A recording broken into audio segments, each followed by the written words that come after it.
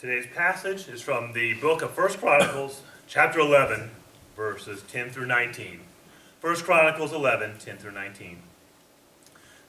These were the chiefs of David's mighty men. They, together with all Israel, gave his kingship strong support to the extended over the whole land, as the Lord had promised.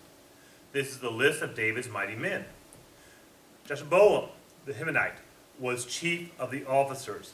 He raised his spear against 300 men, whom he killed in one encounter. Next to him was Elzar, the son of Doadai, the Asrodite, one of the three mighty men. He was with David at Pas Dammim, where the Philistines gathered there for battle. At the place where there was a field full of barley, the troops fled from the Philistines, but they took their stand in the middle of the field. They defended it and struck the Philistines down, and the Lord brought about a great victory. 3 of the 30 chiefs came down to David, to the rock at the cave of Adullam, while the band of Philistines was encamped in the valley of Rephaim. At that time, David was in the stronghold, and the Philistine garrison was at Bethlehem. David longed for water and said, "Oh, that someone would get me a drink of water from the well near the gate of Bethlehem." So the 3 broke through the Philistines' lines, drew the water from the well near the gate of Bethlehem, and carried it back to David. But he refused to drink it. Instead, he poured it out before the Lord. "God forbid that I should do this," he said. "Should I drink the blood of these men who went at the risk of their lives?" Because they risked their lives to bring it back, David would not drink it. Such were the exploits of the 3 mighty men.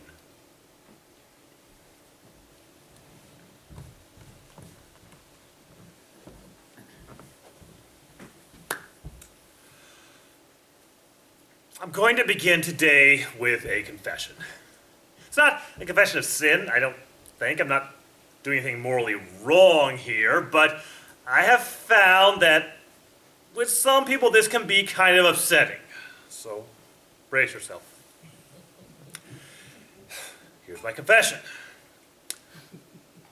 When it comes to professional football, I am a Patriots fan. Oh my God. Did anybody leave the building yet? Okay. You know, hate me if you gotta do, but I'm telling the truth. Okay. Now, here's why I say this. In 2002, the Patriots began the season with a group of mostly mediocre players. No one really expected a lot of them. After losing 3 of their 4 first season games, their all-pro quarterback, Drew Bledsoe, injured his leg and would not be able to play for most of the rest of the season. At that point, it meant that their 6th-round draft pick, a virtually unknown player named Tom Brady, would become the head quarterback. And at that time, the Las Vegas bookies put the odds of the Patriots winning the Super Bowl at 10,000 to 1. If you know anything about football history, you know the Patriots surprised everybody. They went on to win the Super Bowl that year. They have since gone to the Super Bowl a total of 9 times. They've won 6 times, and Tom Brady was the MVP of the Super Bowl 4 times. And there are a lot of reasons for the Patriots' success. Their head coach, Bill Belichick, is a mastermind, if somewhat ruthless coach. Tom Brady is genuinely a great quarterback with the ability to stay calm under pressure. And in 2002 particularly, the team came together in an unselfish way and played as a team in a way they never had before. And all that is a part of why they won and why they've continued to have success. But I want to talk about another reason that they won back in 2002. And that reason was Drew Bledsoe. Now, maybe you're sitting there thinking, "Brian, you just said he was injured and didn't play most of the season." And that's true.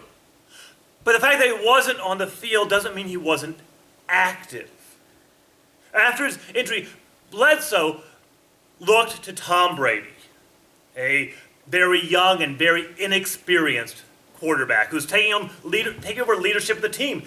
And Bledsoe became Brady's mentor and coach. He worked with Brady on all aspects of football. And when later Bledsoe recovered from his injury and was told that Brady would continue to be the starting quarterback, Bledsoe didn't gripe or complain.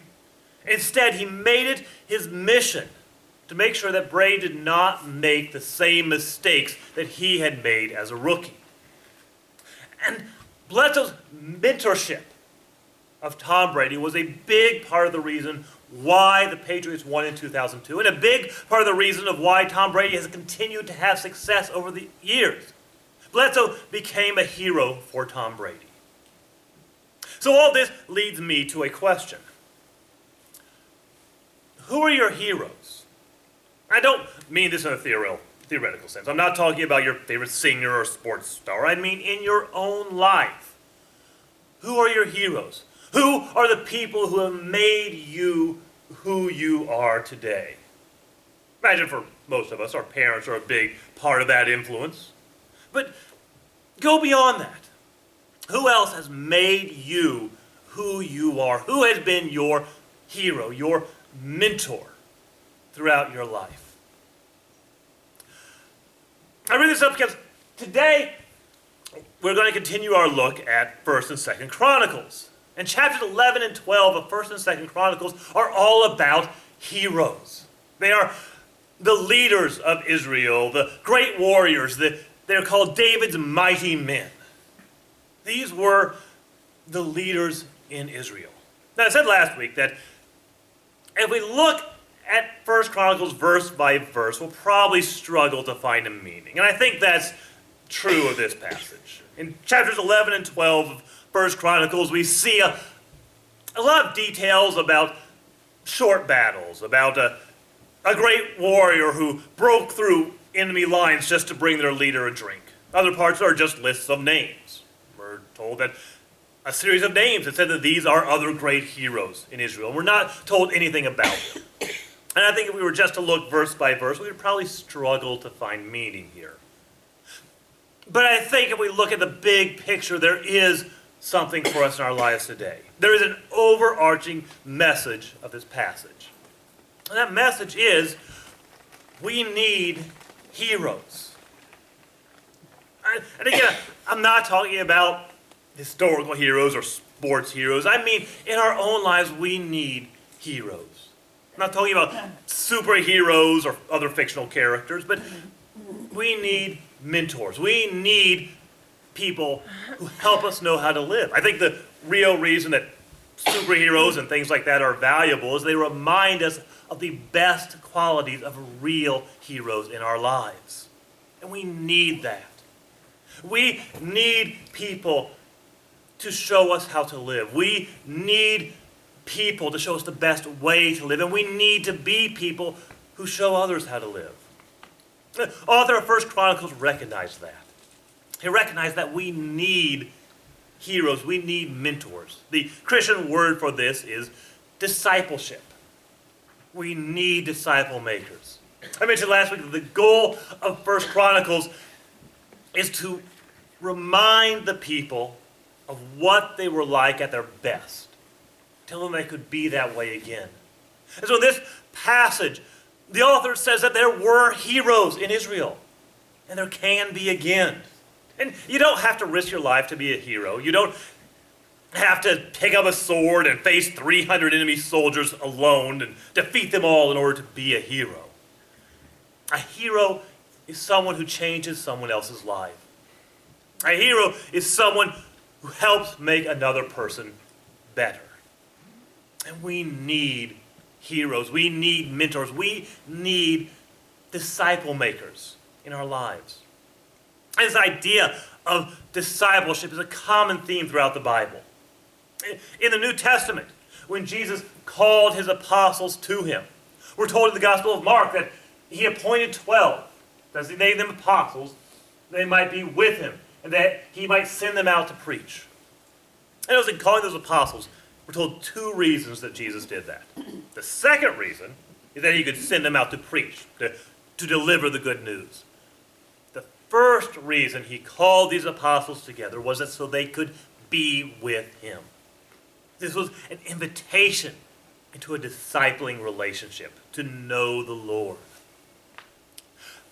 One of the best examples of this throughout the New Testament is the story of Paul and Timothy.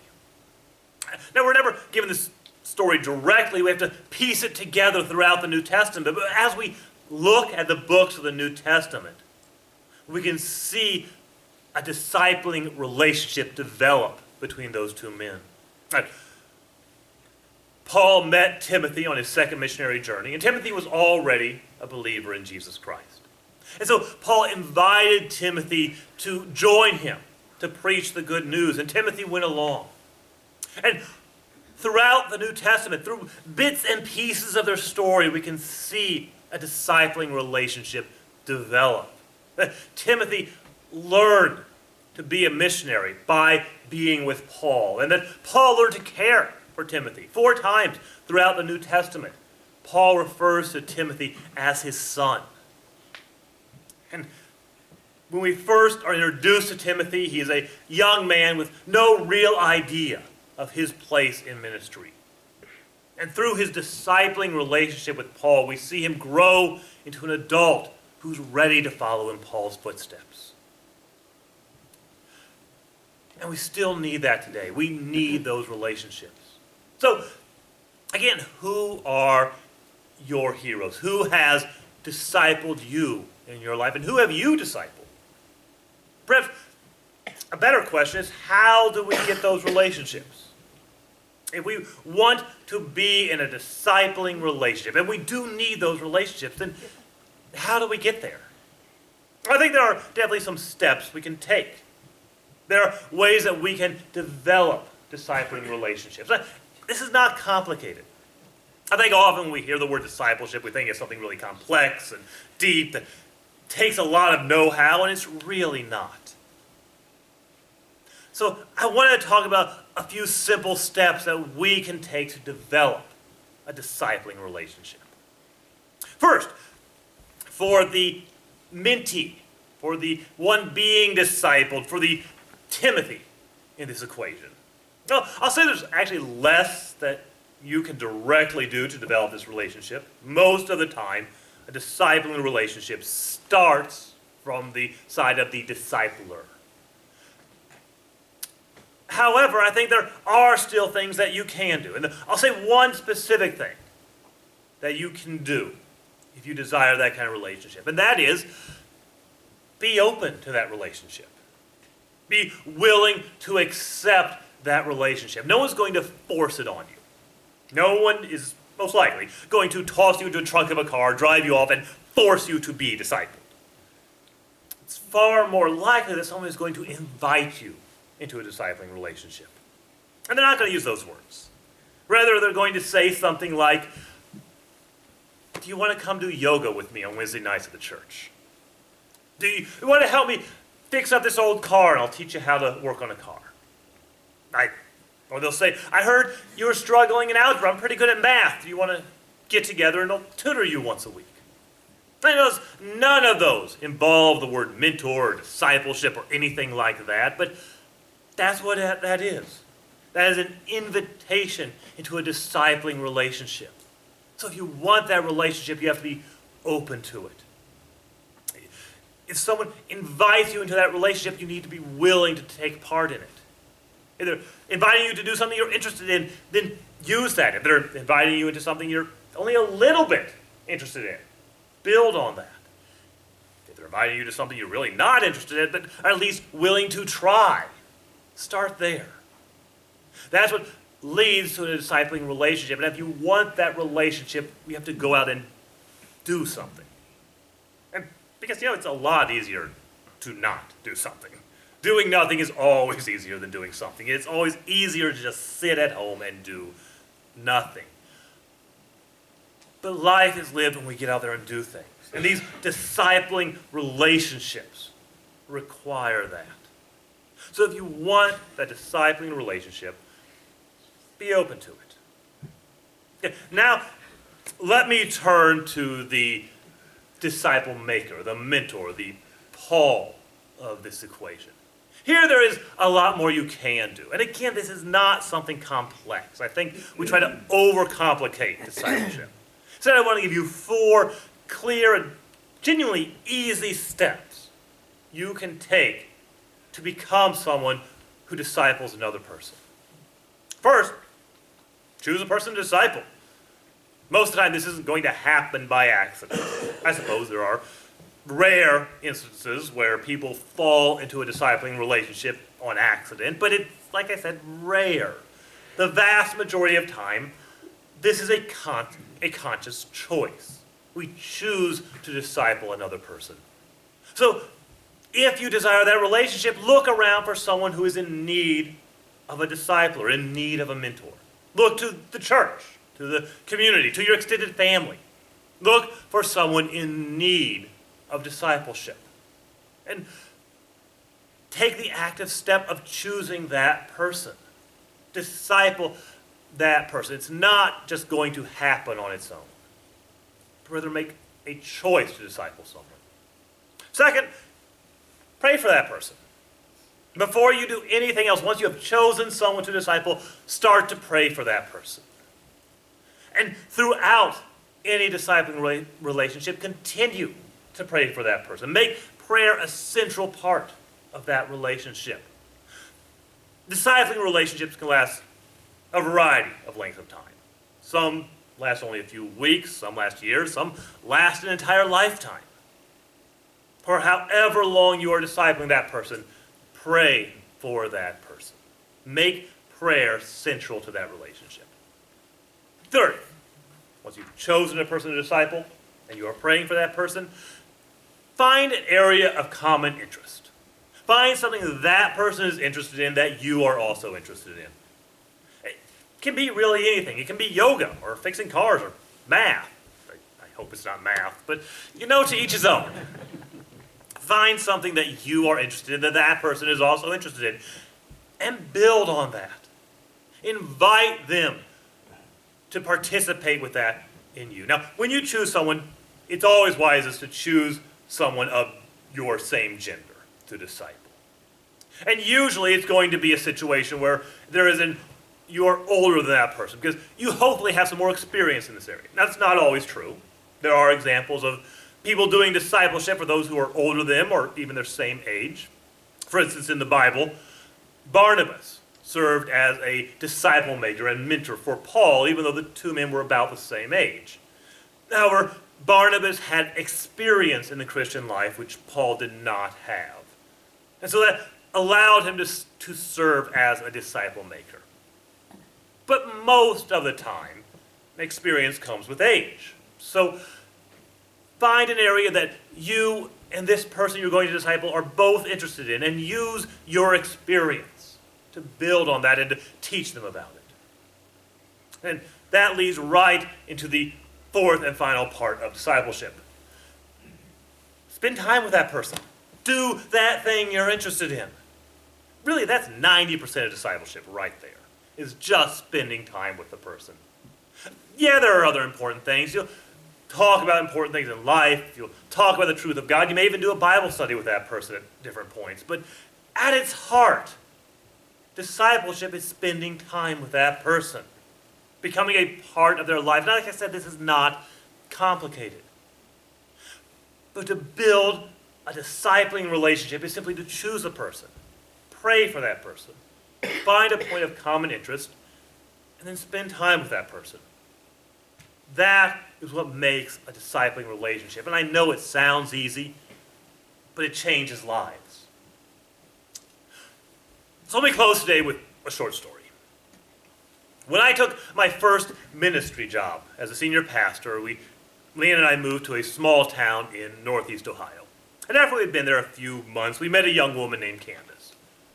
And Candace was living with her single mother, and her mother was trying, but it was clear that her mother was overwhelmed.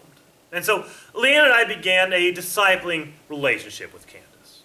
We picked her up to take her to church and the youth group. We'd take her out to eat.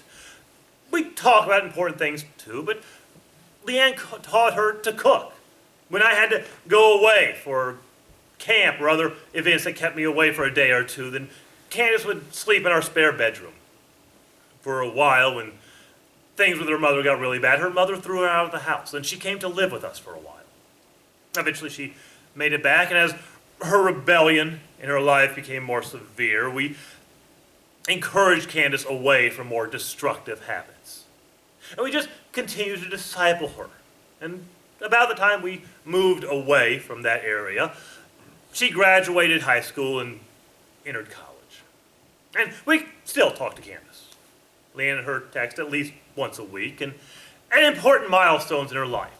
When she graduated from nursing school, when she became a licensed nurse, when she became a registered nurse, when she was accepted to study to become a nurse practitioner. We've always contacted her to say congratulations.